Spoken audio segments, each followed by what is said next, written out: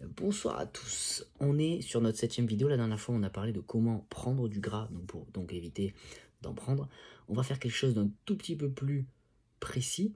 La dernière fois on était vraiment sur les gros sujets, les gros termes. Là cette fois-ci on va parler de quelque chose d'un peu plus précis. On va essayer de faire quelque chose de très très court. Vous allez voir que c'est assez simple. Sur votre entraînement en musculation, sur votre séance d'1 h 30 par exemple, vous allez calculer les récupérations, les pauses, les charges, tout ce que vous allez faire sur votre entraînement. Okay, maintenant, imaginez que vous faites exactement la même chose avec votre alimentation. Vous allez très vite comprendre où on va en venir.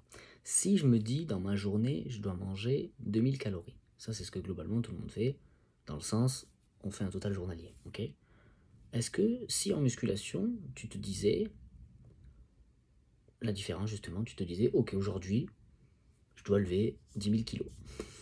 Et tu fais ce que tu veux. Okay, là, déjà, on part là-dessus. Ensuite, on divise en macros. Macros, on va avoir nos protéines, nos glucides et nos lipides. Ça va être mes macros principales. En musculation, si je fais la même chose, je dois soulever 10 000 kilos, je sais que j'ai 3 muscles à taper, par exemple, ou tous mes muscles à taper, du coup, si je fais vraiment la même similitude, et je vais me dire, bah, je répartis, je vais faire voilà, 2500 pecs, 2500 en jambes, 2500, etc., par exemple, ok.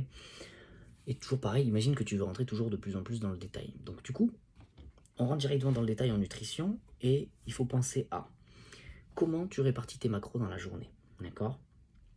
Le plus simple, on parle toujours de ne pas prendre de gras, c'est le même principe. Prendre du muscle, finalement c'est assez simple, c'est un surplus calorique et toujours croissant de plus en plus et régulier. Mais sur de la perte de poids, c'est un peu plus compliqué parce que on peut, et même justement pour de la prise de masse, on va pouvoir faire de la masse et éviter de faire du gras le plus possible. Et ça, c'est ça le plus intéressant. Pour éviter ça au maximum, on l'a vu un petit peu la dernière fois, mais là on va repréciser, le plus simple c'est d'espacer tes repas. D'accord? Ton corps part du principe déjà que tu ne peux pas manger toujours la même chose, style tu peux pas manger des graisses tout le temps. D'accord? C'est le même principe. Donc ce qu'on va faire, c'est que on va équilibrer toujours le bol alimentaire avec des protéines, des glucides et des lipides.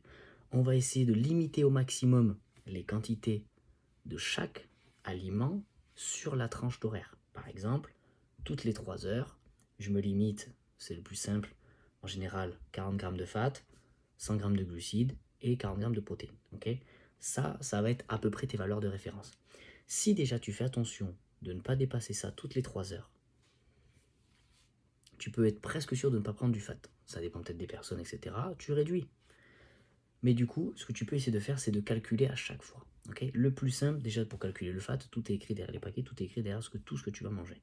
Donc, tu as juste à jeter un œil, ça prend 4 secondes, tu fais un produit en croix. Normalement, tu n'es pas débile, tu fais une conversion et tu sais exactement ce que tu manges à chaque fois. C'est-à-dire que tu peux bouffer des biscuits, des gâteaux, des choses comme ça, si tu en as envie. Ne pas prendre de fat parce que tu gères ta répartition. Ensuite, il y a un autre point qui va rentrer en compte. Le fat, c'est bien, c'est marrant, c'est intéressant. Les protéines, globalement, ça va être sur le surplus. Okay, faire attention aux gras saturés que tu as dans les viandes. Et ensuite, les sucres. Les sucres, on va avoir un autre paramètre qui va être intéressant. Ça va être le pouvoir sucrant de l'aliment. En général, c'est calculé par un IG. Ça s'appelle l'index glycémique. Avec ça, ça te donne en gros la quantité de sucre qui va globalement rester dans ton sang sur un délai de 3 heures. Donc ça, c'est hyper intéressant parce que plus tu vas avoir de sucre dans le sang, si ton corps n'a pas besoin de l'utiliser, il va le stocker en fat. C'est aussi simple que ça à comprendre. Donc si tu gères ton IG, ta quantité de sucre, ta quantité de graisse, ta quantité de protéines sur tes créneaux, c'est impossible que tu fasses du gras.